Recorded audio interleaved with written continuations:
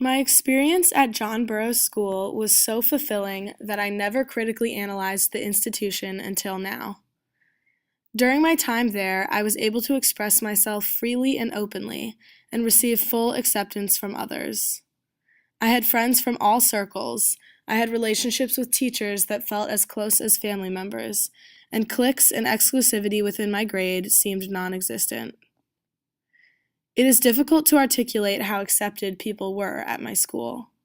Students of all races, religions, sexual orientations, backgrounds, and personalities were able to find and express themselves openly. This was my perception of Burroughs, and I assumed that it was shared by everyone. Because my personal experience at Burroughs was so amazing, I failed to be critical of the school as part of a system. When I came to Colgate, I immediately fell in love with the aspects of its education that resonated with Burroughs. I loved the class sizes, the teachers, and the academic material, and I quickly hit my stride on campus. One encounter during the early winter, however, shocked me into the realization that some aspects of my college were drastically different than that of my high school. A member of my Power, Racism, and Privilege class expressed an overtly racist remark about education, namely that diversity is useless, stupid, and unnecessary. These sentiments were spoken with extreme sincerity and an overwhelming indifference, and I was shocked. Following this encounter, I thought a lot about his words. I reflected on the notions of privilege and socialization that Sensoy and D'Angelo talk about. I recognized that his growing up in an elite environment eliminated a great amount of exposure to different types of people. I failed to critique, however, how my personal high school may have lacked education on racial issues as well.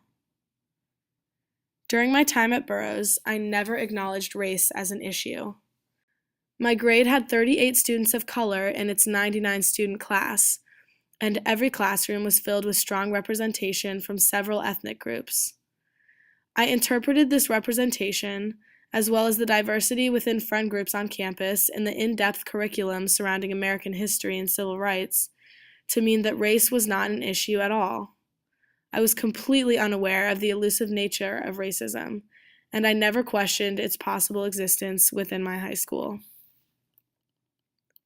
A few weeks ago, as I was looking on Facebook, I came across a post by an African American senior at my high school, linking to an article about white privilege.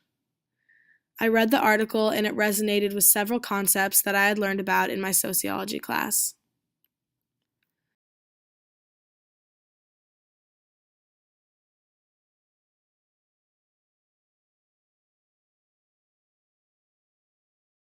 Another student from Burroughs commented on the link, arguing extremely ignorant opinions about race in America.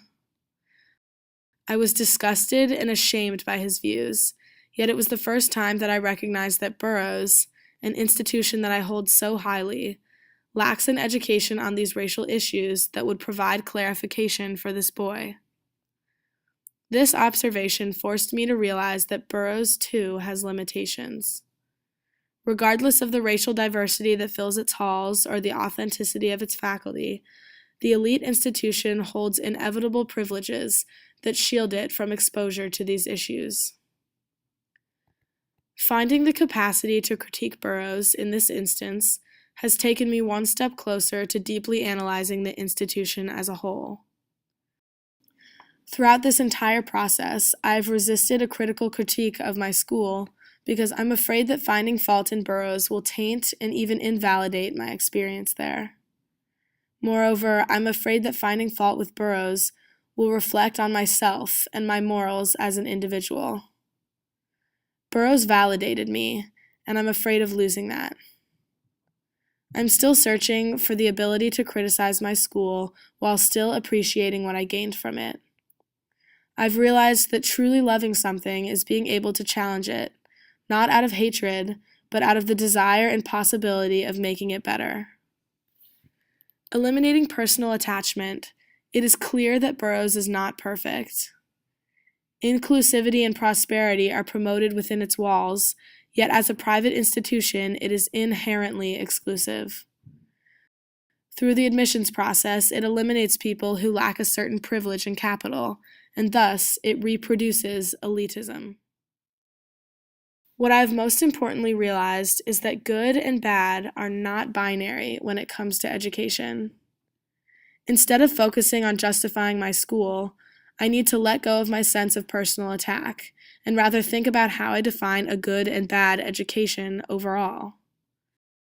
As I search to determine this distinction and let go of personal attachment, I can work towards understanding my school in the greater context of American education overall.